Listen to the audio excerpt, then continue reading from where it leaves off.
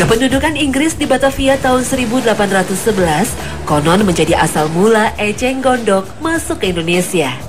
Istri Gubernur Inggris Sir Thomas Stamford Raffles menjadikan tanaman lembah Amazon Brazil ini sebagai penghias kolam kediamannya di Istana Bogor. Eishornia crassipes pun akhirnya melalang buana ke penjuru negeri ini. Nah, situ Bagendit terletak di Garut. Ini misalnya dia diapit di antara 3 gunung.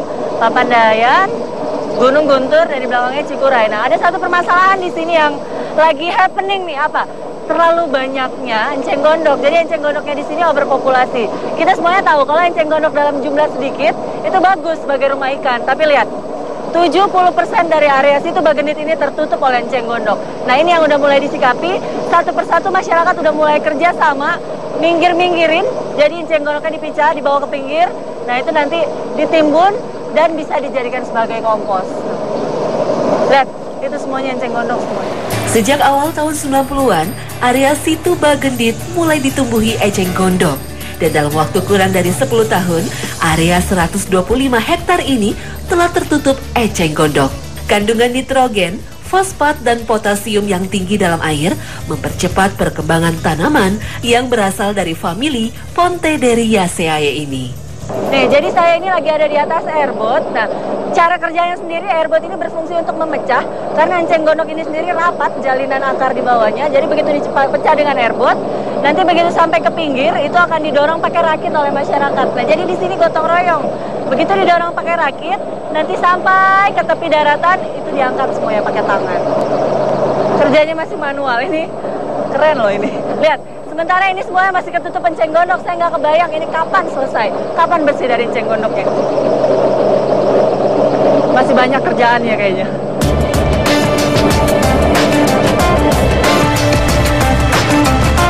Eceng gondok akan bertambah banyak sepanjang musim hujan dan berkurang saat kandungan garam naik pada musim kemarau.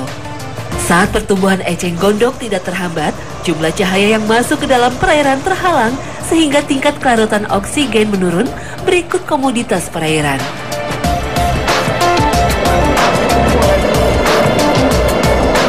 Nah, jadi tadi kalau misalnya dibilang dia proses perkembangbiakannya itu cepat, setelah yang panjang-panjang ini mati, tumbuhnya begini, seperti terbalik ya? Terbalik, dia kayak kebalik ya? Dia jatuh ke bawah, yang ini tumbuh lagi di atas.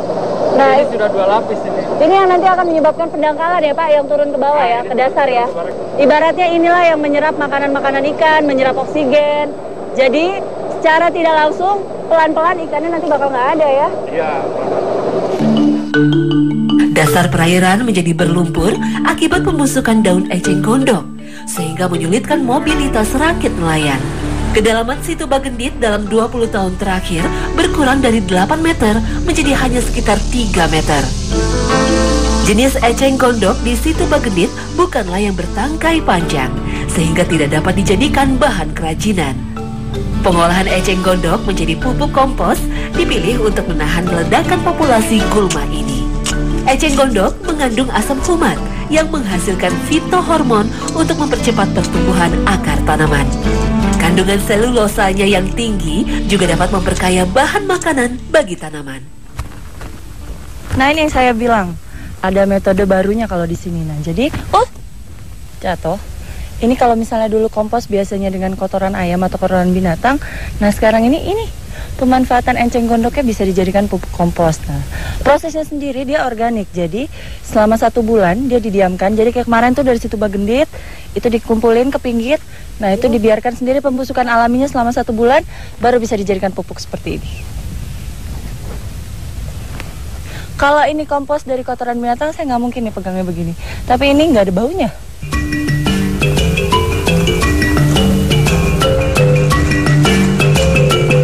Kawasan pertanian seluas 1 hektar ini butuh sekitar 40 karung kompos eceng gondok. Pemberian kompos dapat dilanjutkan hingga beberapa kali selama proses pertumbuhan tanaman. Tidak hanya kol, tomat, cabai, bahkan kopi dapat menggunakan kompos dari eceng gondok. Nah, jadi sistem kerjanya ini caranya, tanahnya digemburin dulu, dicangkul, lalu masuk ini pupuk dari ecengnya, nanti baru di atasnya ini bibit, timbun, langsung jadi.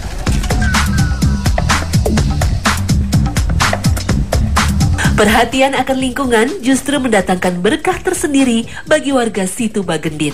Mengubah hama menjadi kompos adalah bekal yang bisa diturunkan untuk penerus warga Situ Bagendit selanjutnya. Nah, tuh lihat, kalau misalnya dilihat dari bentuk, sepertinya nggak ada bedanya ya dengan kalau misalnya kita pakai pupuk kandang atau pupuk kompos lainnya. Tapi kerennya, kalau misalnya kita pakai pupuk dari eceng ini, kita menjalankan proses recycle. Program recycle itu kepake banget di sini. Ibu, boleh langsung cobain ya Bapak? Boleh ya? Boleh. Jadi kita coba rasanya. Tomat pakai pupuk eceng.